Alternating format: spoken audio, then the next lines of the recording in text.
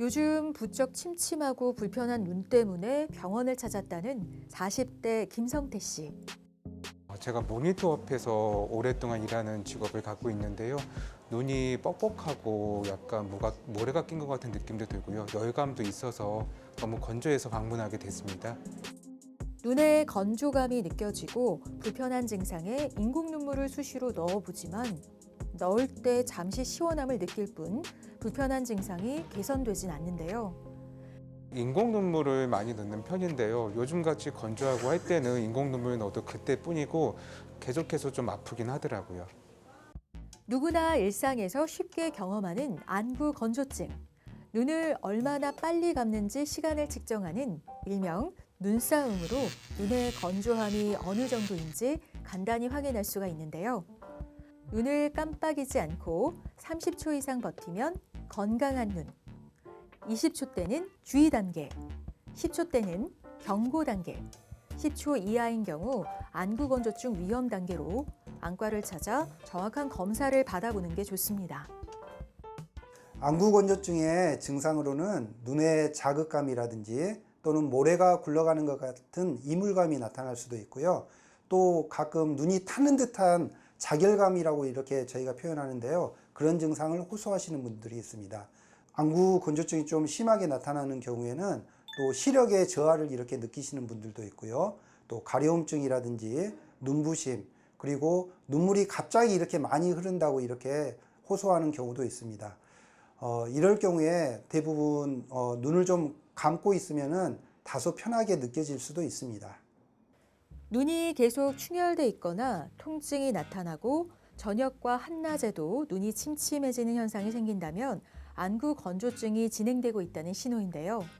휴식을 취해도 증상이 호전되지 않는다면 안과를 찾아 정밀 검사를 받아보는 게 좋습니다. 위에 천장 한번 봐주시죠. 아래 눈꺼풀 내려서 보신 거에서는 이제 눈물샘이 막혀 있는지 그런 것들 확인하실 수 있으시고요. 이제 평소에 눈 깜빡이는 습관 같은 것들, 평소에 어느 정도 눈을 깜빡이시고 또 얼마나 건조하신지 그런 것들 확인하실 수 있어요.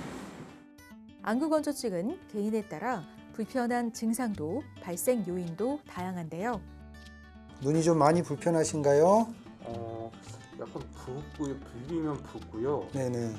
안구 건조증이 좀 있어서 좀 따갑고 그렇습니다. 잠시만요. 세극등 현미경 검사를 통해 눈물막 파괴 시간과 눈물띠 높이, 마이몸샘 이상과 각 결막의 염증 상태 등을 면밀히 체크하는데요. 조금 눈이 좀 건조하네요. 결막은 그래도 괜찮고. 안구 건조증을 진단하기 위해서는요, 눈물의 안정성에 대한 검사를 가장 먼저 실시해야 합니다. 우선 세극등 현미경 검사를 시행해서 눈물막의 높이나 안검염의 정도, 그리고 마이봄샘 기능 장애에 의한 각막 상피 병변이라든지 결막 충혈, 알레르기 등의 상태를 알아보아야 합니다. 여기 보시면 우리 환자분은 눈물막층이 지금 한 4초대에 지금 깨지고 있습니다. 링 보이죠? 이게 이제 깨지는 순간인데 눈물층이 좀 불안정하다고 이렇게 보시면 되겠습니다.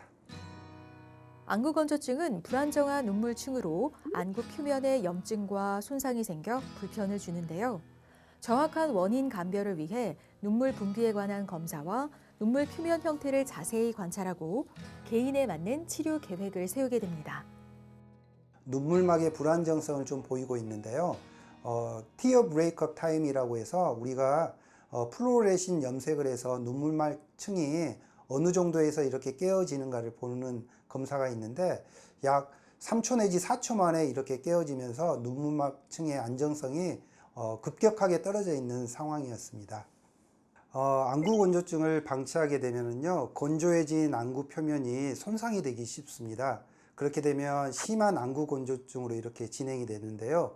눈 표면에 만성적인 염증과 감염으로 인해서 시력에 영향을 끼치게 될 뿐만 아니라 결막염이나 각막염에 쉽게 노출될 수 있는 상태가 됩니다. 드물게는 실명에 이를 수도 있는 경우가 생길 수 있기 때문에 초기에 안과 검사를 통해서 안구 건조증의 그 근본적인 원인을 찾고 그래서 다른 질환이 없는가를 확인하고요. 그 특성에 맞게 정확한 치료를 시작해야 합니다. 안구건조증 치료에 효과적인 IPL 레이저 온열 치료. 안구건조증 증상을 빠르게 완화시키고 눈 주위 피부의 건조와 가려움까지 개선해 주는데요. 뜨거우면 이야기하세요.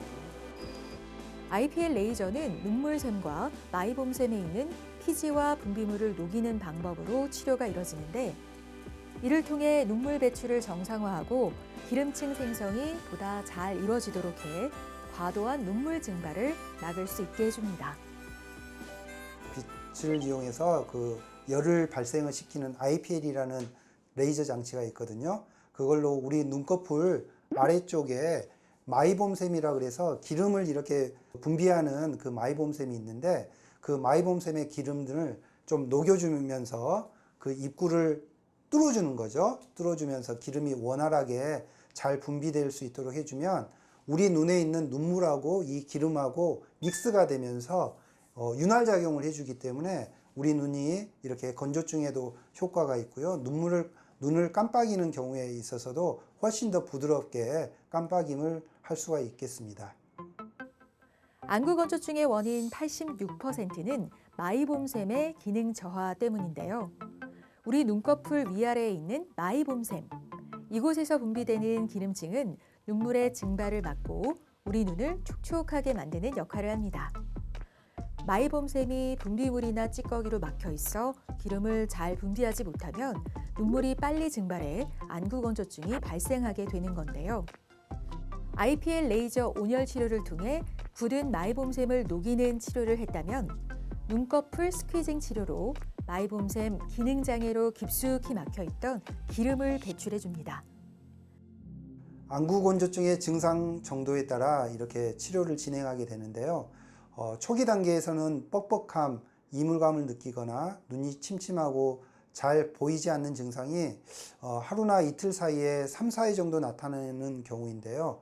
이때는 인공 눈물을 넣고 눈에 바람을 쐬지 않는 등 주변 환경 개선이 필요합니다. 증상이 조금 더 심해지게 되면 뻑뻑함과 이물감, 그리고 이 침침하고 잘 보이지 않는 증상이 하루 4 내지 5회 이상 이렇게 나타나게 되는데요. 이런 경우에서는 항염증 성분의 안약을 이렇게 저희가 사용하도록 하고 있습니다. 그리고 인공누액은 무방부제 인공누액을 하루 5회 이상 이렇게 사용하도록 그렇게 조치를 합니다. 눈꺼풀에 염증이 좀 심한 경우에는 8주 정도 항생제를 복용하기도 합니다.